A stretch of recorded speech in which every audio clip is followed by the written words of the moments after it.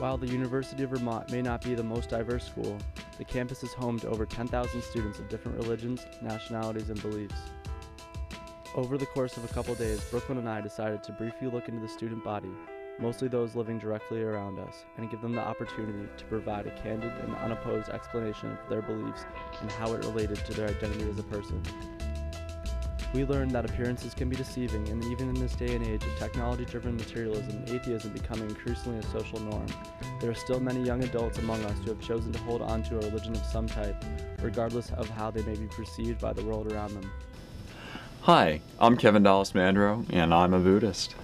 Before I became a Buddhist, I was atheist and then agnostic, but the way I came to Buddhism, I kind of learned about it in my junior year of high school, and a lot of the basic tenets were kind of already how I was living my life.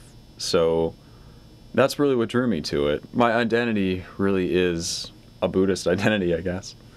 It makes me think a lot more about just my relations with people and the world in general, and I wouldn't be like that if I had just stuck with being an agnostic or an atheist. As far as other religions go, I don't have any reservations or problems with any religion, and I haven't come up against someone who's really, had a problem with me being who I am. These are called mala beads. I actually got them from the Tibetan monks when they were visiting here, which was a cool experience. But there's 108 of them, and generally you start at one. They're basically an equivalent to rosary beads, and you go all the way around. The first 100 are just what you're supposed to do, and the last 8 make up for any mistakes you might have made along the way, and you would just say a mantra for each bead. So I do that occasionally, and I think it just keeps me more focused on, it gives me some time alone with my religion, I guess. It's helped me get through some tough times, and that in itself, I think, speaks to a lot. So if you're looking for a religion, or if you're thinking about just branching out, definitely take a look, because it did change who I was for the better, I think. And it can't hurt. It makes you more worldly to at least know about it. I'm Thomas Kuhn, and I'm a Christian Methodist. Methodism's more like, we've all made mistakes and we can kind of get over it, and we can kind of just live and be nice to one another. So I think I like that the best. I notice a lot of my day I have certain things which I have to do. I go to mass at 7 at night, and I say prayers in the morning and at night, and it's it kind of adds another layer onto my life, I guess. It's one of my hobbies, but also part of who I am pretty much now. I can't imagine living without my religion. It would be like living without oxygen, or living without air. My religion is part of my identity, so it's one and the same almost. There are times when I was wondering about my orientation as a person, because I have feelings towards both men and women, and so but in the Bible it says men aren't supposed to lay next to other men in bed and things like that. So I kind of went off that. I started getting into that kind of stuff, and I felt like I had to come back to my religion, because I felt like it was more who I was instead of being gay, I guess. You can verify something by experimenting, by tasting it, by touching it, by measuring it. But with religion, it's spirit. It's not your flesh and your body and your senses. It's something beyond you. It's your spirit. So I guess when Freud says that religion is just going to dissipate, I believe that we have a spirit, and you have to nurture your spirit as well as your senses. So I don't think we're ever going to lose religion.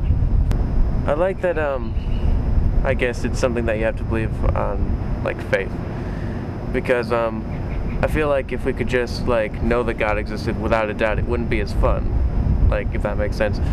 But the fact that you have to believe and kind of seek him out, and not just be given everything right there as fact, that makes it an adventure kind of. in American standards, like, you can be a good person. You don't, you know, have to have a religion in order to know not to rob and kill people. But like, in Christian standards, like, what I believe is that you have to, like, find God in order to, like, I guess, truly, like, live a just life. Well, I guess, like, the one big commandment, and Jesus said, like, there's one commandment, and that's, like, to love your God, and then the second most important one is to love your neighbor. So, like, I think if those two were, like, taken to heart, like, and we actually, like, kind of put them into practice, like, things would be a lot better. My name is Stefan Kostolitz, and I am a Jew. There are aspects of other religions that I find really cool, but I'm very comfortable in my own skin as a Jew, and I feel like I want to continue that for the rest of my life, being Jewish.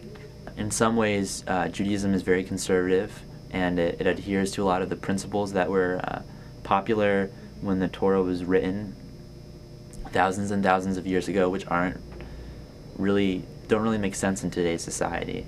So in some ways I don't really agree with that, but there's a lot of things that I do love about Judaism. It's a very compassionate religion. It talks a lot about helping other people, being a good citizen of this world. That's wonderful. If I were forced to convert, a part of who I am would be taken away.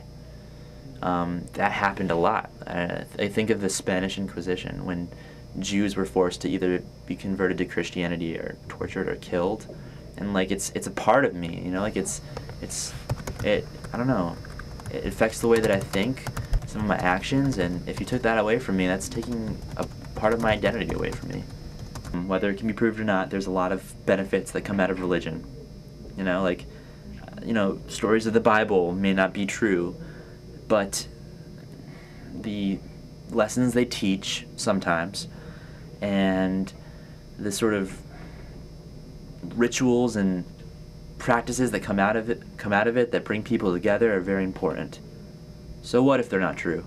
Religion's really important because, to me, it provides that sort of feeling of togetherness. My parents would take me to synagogue when I was, even now, and when I was younger, and I went to a Jewish day school for 9 years. My curriculum was split in half between, like, Torah studies and learning Hebrew and English and math and science, and in a way I feel like if I didn't have that, if I wasn't raised like that, my life would be very different, because religion sort of provides a feeling of togetherness and belonging and being part of a community, and that's really important. I believe my life has been benefited having grown up Jewish. All the things that I am are really mixed in together, and they make me who I am. So it's nothing I could really, like, shove to a side and take on another identity, or, like, try to grab one identity more. It's like, they all contribute to who I am. That's what I believe. It's the ones that smoke blunts with ya, see your picture. Now they wanna grab the guns and come and get ya. It's the ones that smoke blunts with ya, see your picture. Now they wanna grab the guns and come and get ya. One time for the homie DJ Screw. Already.